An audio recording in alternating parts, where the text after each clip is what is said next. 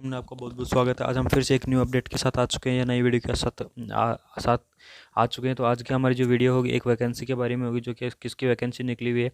सबसे पहले मैं आपको बता दूं, जो वैकेंसी निकली हुई है डी मैन यानी कि डी मैन और सुपरवाइजर की वैकेंसी निकली हुई है, ठीक है। और जो ये वैकेंसी निकली हुई है कहाँ से निकाली गई है, इसकी भी आप डिटेल लीजिए। वैकेंसी मिलिट्री इंजीनियरिंग सर्विस यानी कि मिलिट्री इंजीनियरिंग सर्विस के द्वारा क्या हुआ है, जो डी मैन और जो सुपरवाइजर की वैकेंसी निकाली गई है। और यह जो अपडेट है वो क्या होता है 22 यानी कि 22 डेट को क्या हुई थी, रिलीज हुई थी जो ऑफिशियल नोटिफिकेशन के बारे। सबसे पहले आपको इस वीडियो के अंदर बता दूं या फिर आपको क्लियरली दिखा देता हूँ कि जो नोटिफिकेशन है वो कब रिलीज हुआ था या फिर इसकी जो कहाँ से है, सब ये देख लीजिए। यानी कि जो ऑफिशियल जो साइट है, ठीक है, मिलिट्री इंजीनियरिंग सर्विस की, वहाँ से ये बताया जा रहा है कि इसके अंदर एप्लीकेशन फॉर्म क्या होते हैं, रिलीज होते हैं। यानी कि डी मैन और सुपरवाइजर की क्या होती है, वैकेंसी निकली है। तो सबसे पहले मैं आपको बता दूँ इसकी जो डेट क्या होगी, यानी कि कब से ये स्टार्ट हैं इसके फॉर्म, और इसकी अंतिम डेट क्या होगी, पेमेंट डेट क्लोज कब होगी। तो ये सारी डिटेल का जानकारी के लिए हमारी वीडियो के अंदर बने रहिए। तो चलिए हम अपनी वीडियो को सबसे पहले देख लेते हैं कि हम सबसे पहले इसके ऊपर फोकस करें। यानी कि पंजीकरण प्रारंभ तिथि, यानी कि ये दिख रहा है आपको पंजीकरण की प्रारंभ तिथि, यानी कि कब से स्टार्ट हो चुकी है। यानी कि 22 यानी कि 22 डेट से स्टार्ट हो चुकी है, ये देख लीजिए अगर आप। यानी कि 22 डेट से क्या होते हैं 22 यानी कि 22 मार्च से क्या होता है, जो पंजीकरण है वो स्टार्ट हो चुका है, ठीक है। उसके बाद जो पंजीकरण की जो अंतिम तिथि होगी कब तक, यानी कि close date of the registration, यानी कि रजिस्ट्रेशन की क्लोज डेट या फिर जो पंजीकरण की अंतिम तिथि होगी वो कब होगी, ये भी देख लीजिएगा आप। यानी कि 12 अप्रैल, यानी कि 12 अप्रैल को क्या होगा, जो है पंजीकरण होगा वो क्लोज होगा या फिर अंतिम डेट होगी। उसके बाद देते हैं closing date of the payment, यानी उसके बाद ये बताएगा जो क्लोजिंग डेट पेमेंट, यानी पेमेंट की जो अंतिम डेट होगी वो कब तक होगी। Closing date of the payment भी क्या होगी 12 अप्रैल, यानी कि 12 अप्रैल को ही क्या होगा, क्लोजिंग डेट कंप्लीट हो जाएगी। और जो रजिस्ट्रेशन जो क्लोजिंग रजिस्ट्रेशन है वो भी 12 डेट को ही खत्म हो जाएंगे। उसके बाद देख लेते हैं लिखित परीक्षा की प्रारंभिक तिथि, यानी कि जो लिखित परीक्षा की प्रारंभ थी, अर्थात जो रिटर्न टेस्ट कब होगा। यानी कि जो यह वैकेंसी निकली गई है डीमैन एंड सुपरवाइजर की, जिसका जो रिटर्न टेस्ट है वो भी बता दिया गया है कि जिसका रिटर्न टेस्ट कब होगा। तो इसका रिटर्न टेस्ट होगा मई के अंदर, यानी कि 16 मई, यानी 16 मई के आसपास क्या गया, या फिर 16 मई को क्या होगा, इसका रिटर्न टेस्ट होगा। अगर आप इसका ऑफिशियल नोटिफिकेशन डाउनलोड करने के इसके लिए, यानी कि ऑफिशियल नोटिफिकेशन डाउनलोड करना बहुत ज़रूरी है, क्योंकि क्राइटेरिया के लिए, एज लिमिट के लिए, क्वालिफिकेशन के लिए, इन सभी चीज़ों की जानकारी के लिए हमें क्या करना पड़ेगा, ऑफिशियल नोटिफिकेशंस पर पूरी डिटेल देखने के लिए आप सबसे पहले जाइए। और जैसे ही अपनी ऑफिशियल वेबसाइट खोलते हैं, वहाँ से क्या होगा, ये देख लिए डाउनलोड द एडवर्टाइजमेंट, इस पर क्या करेंगे, क्लिक करेंगे तो हमारे पास क्या इसका ऑफिशियल नोटिफिकेशन के बारे में पता लग जाएगा।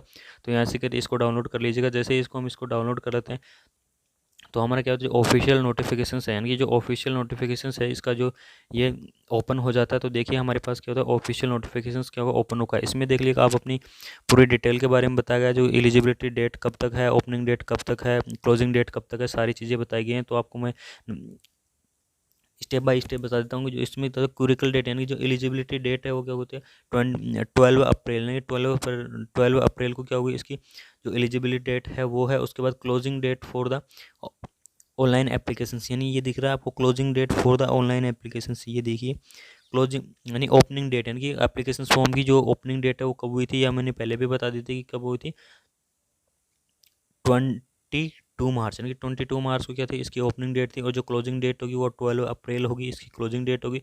और जो इसका रिटर्न टेस्ट होगा यानी रिटर्न एग्जामिनेशन को होगा 16 मई, यानी 16 मई को क्या होगा इसका रिटर्न एग्जामिनेशन होगा। और इसके अंदर टाइम भी दिया गया है कि कब होगा 10 to 12, ठीक है, यानी कि 10 बजे से 12 बजे तक क्या होगा इसका रिटर्न टेस्ट होगा। उसके बाद देख लेते हैं इसके, जैसे हम स्क्रॉल करते हैं, यानी कि कैंडिडेट, इसके अंदर ये बताया गया है, इसके अंदर ये बताया कि candidate are the advise to visit only the official website, यानी जो कैंडिडेट है तो वो कौन ओनली ऑफिशियल वेबसाइट पर ही विजिट कर सकते हैं, ठीक है। इसके अंदर क्या चीज़ें बताई गई हैं, पोस्टमैन, यानी कि आगे चल के देखते हैं। तो इसके अंदर पोस्ट नेम, यानी कि जो कि कौन कौन सी पोस्ट हैं, इनके डीमैन और सुपरवाइजर की पोस्ट हैं, क्या एज होगी, क्या पे स्केल होगी, एजुकेशन क्वालिफिकेशन क्या होगी, ये सारी चीज़ें इसके अंदर बता गई हैं। तो चलिए हम देख लेते हैं। सबसे पहले देख लेते हैं डीमैन, यानी ड्रस्टमैन, यानी डीमैन की जो एज होगी 18 से 30 ईयर, यानी कि 18 से 30 ईयर की एज के जो कैंडिडेट हैं वो इसके अंदर अप्लाई कर सकते हैं। उसका जो पे स्केल होगा वो कितना होगा 35, यानी 35,000 से लेकर 1 लाख तक क्या होगा इसकी पे सेल होगी। इसके अंदर जो एसेंशियल क्वालिफिकेशंस क्या होगा इसको हम अच्छे से आपको दिखा देता हूँ। जो इसका एसेंशियल क्वालिफिकेशंस होगा वो क्या होगा। तो जो इसका essential exam must have be passed the 3 year diploma in the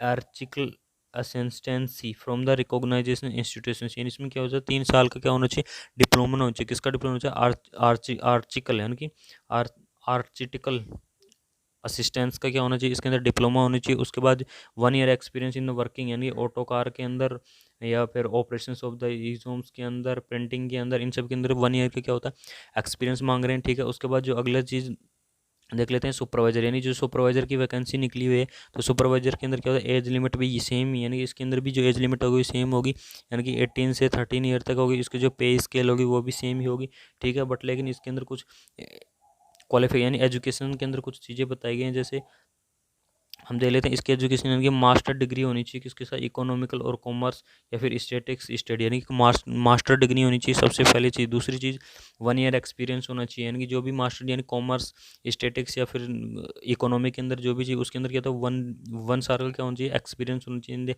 कोई भी स्टोर को हैंडलिंग करने का या फिर स्टोर को कंसर्न्स करने का स्टेट गवर्नमेंट के द्वारा, ऑटोनोमस ऑर्गेनाइजेशन या पब्लिक सेक्टर सेंटर के द्वारा, इन सब के 1 ईयर एक्सपीरियंस होना चाहिए। उसके बाद बैचलर डिग्री होनी चाहिए, या फिर अगर ऊपर वाली चीज़ें नहीं होती तो अथवा में दिया गया बैचलर डिग्री, यानी इकोनॉमिक कॉमर्स यानी स्टैटिक्स के अंदर बैचलर डिग्री होनी चाहिए, and diploma in the material management, यानी कि मटेरियल मैनेजमेंट का डिप्लोमा होना चाहिए, ठीक है। उसके बाद दूसरी चीज़ देखने को मिलती है 2 ईयर एक्सपीरियंस, यानी कि इसके अंदर क्या होता है 2 ईयर एक्सपीरियंस होता है। सबसे पहले मैं आपको यही चीज़ बताना चाहूँगा कि जो ये एलिजिबल क्वालिफिकेशन है इसके अंदर तो क्या होगा 2 ईयर का एक्सपीरियंस मांगता है, ठीक है। और जो ऊपर वाली जो एलिजिबल क्वालिफिकेशन है इसके अंदर क्या होगा 1 ईयर का एक्सपीरियंस आएगा, ठीक है।